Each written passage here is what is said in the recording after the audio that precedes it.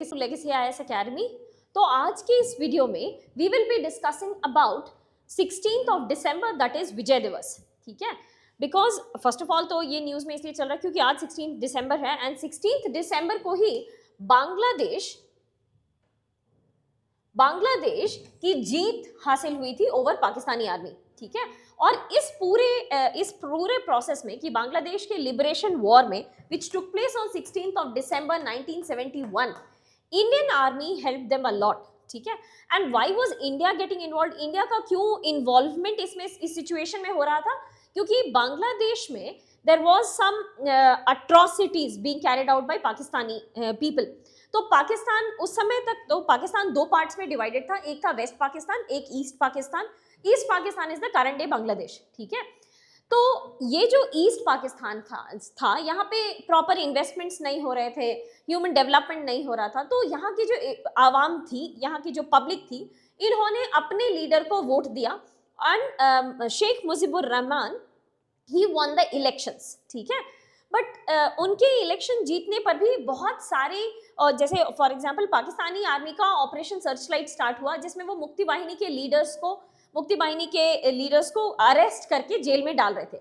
तो in the month of March itself, that is beginning of March itself, Sheikh Mujibur Rahman को arrest कर लिया गया था, क्योंकि 26 ऑफ मार्च को ही शेख मुजीबुर रहमान ने बांग्लादेश को इंडिपेंडेंट घोषित कर दिया था।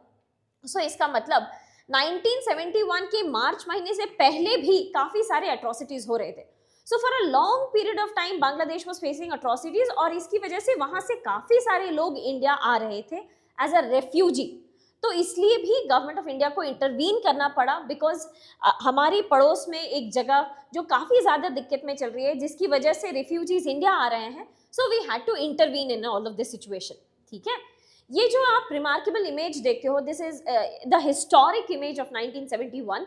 ये सरेंडर है, ये जनरल नाजी हैं जो पाकिस्तानी आर्मी के लीडर थे, और हमारी तरफ से जनरल अरोरा, ठीक है, he was the head of the eastern command.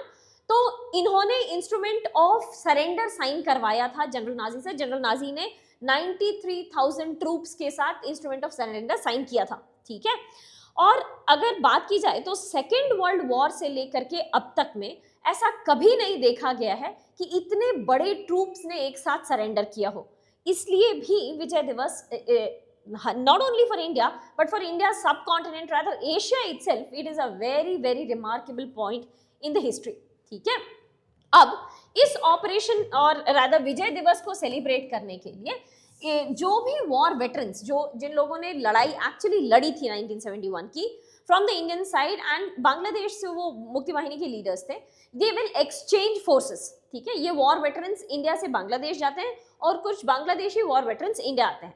So today they are, some of the Bangladeshi war veterans are in India and Indian war veterans are in Bangladesh. इसका विजय दिवस का सेलिब्रेशन कोलकाता और ढाका में एक साथ किया जाता है to declare, to celebrate their win over Pakistani army.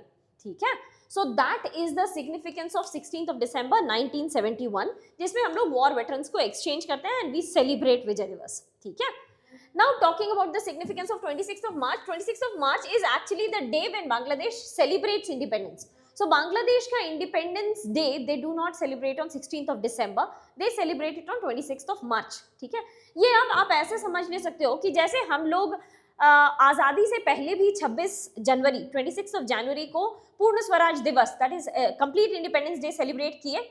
तो जब हमें एक्चुअली इंडिपेंडेंस मिला, दैट इज 15th ऑफ अगस्त, से हम लोग रिपब्लिक डे 26 ऑफ जनवरी को सेलिब्रेट करते हैं। सो इनके लिए भी, इनको एक्चुअली बांग्लादेश आज़ाद 16 दिसंबर को हुआ था, बट उससे काफ़ी पहले ही उनके लीडर शेख मुजीबुर रहमान ने बांग्लादेश को इंडिपेंडेंट घोषित कर दिया था। इसलिए भी 26 March is a very significant day for Bangladeshis, और वो अपना इंडिपेंडेंस डे उसी दिन मनाते हैं। ठीक है, सो ये जो विजय दिवस है और the Bangladesh liberation war was totally called as operation Vijay. Operation Vijay का ही सक्सेस था, जो कि 16th ऑफ दिसंबर 1971 को बांग्लादेश को इंडिया ने आज़ादी दिलवाई। ठीक है, so we help them create a new country. But इसमें इस ऑपरेशन विजय में बहुत सारे इंसिडेंट्स ऐसे इन्वॉल्व हैं, बहुत ऑब्वियसली बहुत सारे हैं, But the significant part is the war was launched on 3rd of December from the Pakistani side. ठीक है, from the Pakistani side 3rd December को पाकिस्तान ने इंडिया पे पहली बार अटैक किया था. ठीक है, and with in a period of 13 days, 13 दिन के अंदर Indian army, Indian air force and Indian navy ने मिल करके इस वॉर को जीत लिया था. इसलिए भी इसे मतलब इसे एक फ्लैश लाइट ऑपरेशन कहते हैं. मतलब एक सडनली आया और सडनली चला गया. Within a period of only 13 days हमारी आर्म्ड फोर्सेस ने तीनों फ्रंट पे लड़ करके, we will be discussing here the 3 fronts. एक था ऑपरेशन ट्राइडेंट. ठीक है, ये था इंडियन नेवी का ऑपरेशन. और 2 और ऑपरेशन, मेघना हेली ब्रिज और battle of Longewala. We will be discussing the 3, one from the navy side, one from the side of air force and one from the side of Indian army. ठीक है, but इसमें कुछ important battles जो involve थे ये 13 दिन की लड़ाई में. ये this was operation Trident at the Karachi port. Battle of Longewala ये जैसलमेर एयरबेस के पास था. एंड दिस वाज द मेघना हेली ब्रिज. ये 3 ऑपरेशंस हम लोग डिस्कस करेंगे. ठीक है, so talking about the first one, ये क्या था operation Trident. Operation Trident basically क्योंकि पाकिस्तानी आर्मी ने इंडिया पर अटैक कर दिया था, तो हमारा रिटेलिएटरी मेजर था कि हम लोग कराची पोर्ट को कैप्चर करेंगे. ठीक है, कराची पोर्ट यहाँ पड़ता है and this is the Indian side of the border. So हमारी तरफ से कुछ फ्रिगेट्स, कुछ मिसाइल लॉन्चर्स, काफ़ी सारे ships, 7 to 8 Indian ships were involve in this. इसमें कुछ मिसाइल्स थे, मिसाइल लॉन्चर्स थे, कुछ फ्रिगेट्स थे. तो काफ़ी सारे शिप्स यहाँ पर जा करके इनके माइन स्वीपर को डिस्ट्रॉय किए. सेकेंडली इनके मिसाइल लॉन्चर को डिस्ट्रॉय किए. कराची पोर्ट के ऑयल टैंकर्स, जहाँ पे वो लोग ऑयल टैंकर्स रखते हैं, उसे भी डिस्ट्रॉय कर दिया. सो बिकॉज ऑफ दिस, क्योंकि इनके जो ऑयल टैंकर्स जहाँ रखते हैं उन्हें भी डिस्ट्रॉय कर दिए. और ये डेट था December 4th and 5th. December 4th and 5th. ठीक है, as we discuss December 3rd को प्लान किया गया था launch. We will be carrying out a retaliatory measure क्योंकि पाकिस्तानी साइड से अटैक हुआ था. बट क्योंकि पाकिस्तान का जो रेडार ऑपरेशंस था वो शाम में होता था, तो हमें वेट करना पड़ा कि नेक्स्ट डे हम लोग अटैक को लॉन्च करेंगे. इसलिए December 4th और 5th को हमारा रिटेलिएटरी मेजर हुआ था ऑपरेशन ट्राइडेंट का. Now that is the reason Indian navy day celebrate करती है on 4th of December because of the success of Operation Trident itself. तो पाकिस्तान, हमारी तरफ से तो कोई भी लॉस नहीं हुआ. Indian navy suffered absolutely no losses, but Pakistani side को बहुत ज़्यादा लॉसेस हुए. ठीक है, so this was operation Trident. Next is battle of Longewala. Battle of Longewala का ये हिस्टोरिक इमेज है.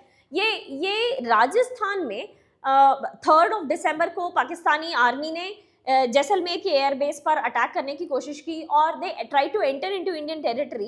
और इसके रिटेलिएशन में उनकी तरफ से more than 1000-2000 soldiers were fighting. और क्योंकि ये एक सडन अटैक था, तो हमारी तरफ से इंडियन पोस्ट पे 200-250 सोल्जर्स ही थे. बट ये 200-250 सोल्जर्स ने 2000 सोल्जर्स के खिलाफ लड़ाई की and they won over it. So the battle of Longewala is also very important and has been a marker, जिसकी वजह से हम लोग ओवरऑल ऑपरेशन विजय को जीत पाए. ठीक है, and the third one, this is the मेघना हेली ब्रिज. मेघना हेली ब्रिज एक्चुअली पाकिस्तान के जो डिफेंस फोर्सेस थे ना, वो यहाँ पर आशुगंज के पास एक ब्रिज पर, जहाँ पे कि मेघना रिवर एक्चुअली सबसे नैरो हो जाती है. ये अप्रोक्सीमेटली एक विड्थ ऑफ 4 किलोमीटर्स होता है, जहाँ ये सबसे वाइड है ये विड्थ ऑफ 15 किलोमीटर्स होता है. So it is obviously very difficult to cross over मेघना रिवर. ठीक है, बट हमारे यहाँ से इंडियन एयरफोर्स एंड आर्मी की वजह से यहाँ से एवरीडे एक शिप जाती, एक हेलीकॉप्टर जाती थी. यहाँ पे एक सेफ बेस लोकेशन खोजती थी कि कहाँ पे हेलीकॉप्टर को हम लोग लैंड करेंगे अगर हमें अपने फोर्सेस को वापस लाना पड़े या रेस्क्यू ऑपरेशंस कराना पड़े फॉर मुक्ति वाहिनी लीडर्स. ठीक है, तो ये एवरीडे होता था. और उस समय के ज़माने में हमारे हेलीकॉप्टर्स बहुत ज़्यादा इक्विप्ड नहीं थे. This was the helicopter we were using, this was Mi-4. ठीक है, और इससे हम लोग वहाँ जाते थे एंड एक सिंपल Mi-4 हेलीकॉप्टर जो है वो ऑन एन एवरेज 13-14 सोल्जर्स को कैरी कर सकता है. But while taking this risk, Indian air force ने अपने फ्यूल कंजम्पशन को कम किया और हर एक हेलीकॉप्टर जिसमें 13-14 सोल्जर्स ही आ सकते हैं, उसमें 23 सोल्जर्स करके कुछ 20-22 सॉर्टीज करके काफ़ी सारे सोल्जर्स को रेस्क्यू करवाया. And Pakistan was actually shocked क्योंकि they were not expecting that we will be crossing over the Meghna river from the this is actually Agartala से अखौरा बेस पर यहाँ से हम लोग अपने सोल्जर्स को, मुक्ति बाहिनी सोल्जर्स को डिफेंड कर पाए. ठीक है, तो देयर वाज एब्सोल्युटली एंड जो भी सॉर्टीज करने थे कि we dropped Indian soldiers, they fought over there and we rescued them back. So again, as a rescue measure, there were absolutely no injuries from the Indian side, and this also marks as an important event in the set of battles of Operation Vijay. ठीक है? So it is because of all of these incidents that we have been able to win over Pakistan. That made us to a very comfortable position. और ये जो 1971 का war था, this change the position of India. आप ऐसे समझ सकते हो कि 1971 का वॉर जिसमें हम लोगों ने बांग्लादेश को आज़ादी दिलाई, this brought India's map to the international world.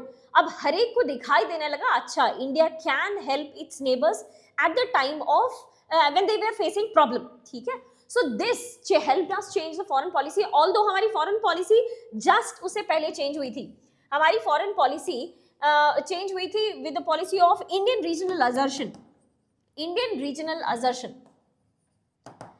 Regional assertion ये स्टार्ट कहाँ से हुई? क्योंकि हम लोगों ने 1971 के अगस्त महीने में पाकिस्तान रशिया के साथ एक ट्रीटी साइन किया था. इसका नाम था Indo Soviet friendship treaty of 1971.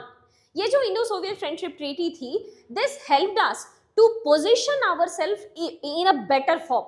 ये जो 1971 का वॉर था, इसमें काफ़ी सारे फ्रिगेट्स, काफ़ी सारे एयरक्राफ्ट कैरियर्स, बहुत सारे शिप्स, बहुत सारे हेलीकॉप्टर्स हमें रशिया से मदद मिले and that helped us win over this war.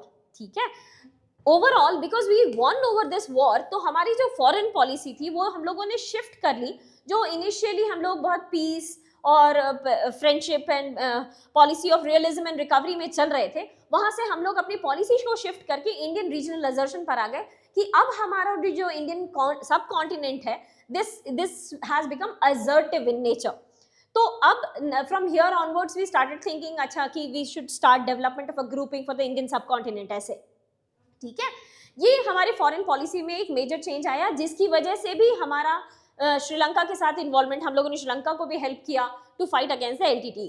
ठीक है, बट इसके अलावा इंडिया में भी कुछ पॉलिटिकल चेंजेस आए. सो फॉर एग्जांपल 1971 के मार्च महीने में ही हमारी नई इलेक्टेड गवर्नमेंट आई थी, which was running by Indira Gandhi.